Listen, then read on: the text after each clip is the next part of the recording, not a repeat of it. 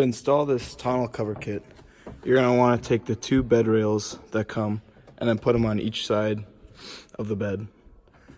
Then you want to take the 3rd rail that has the tarp on it and then line it up against the back glass. And then they connect together by this little screw right here.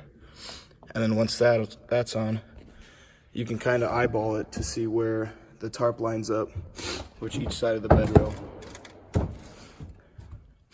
Once you get it all lined up, there's 3 metal tabs on each side that are held together by just a screw and then a little nut on the other side.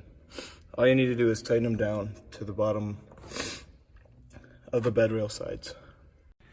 Once you have all 3 metal tabs installed on each side of it, you can pull back your tonneau cover all the way to see if it lines up properly.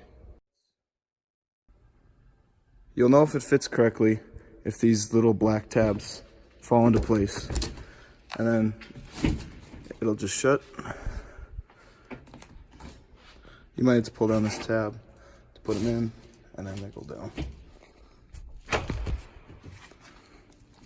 Then once they're on, you just push the Velcro down on each side, and it'll line up perfectly so you can open and shut your tailgate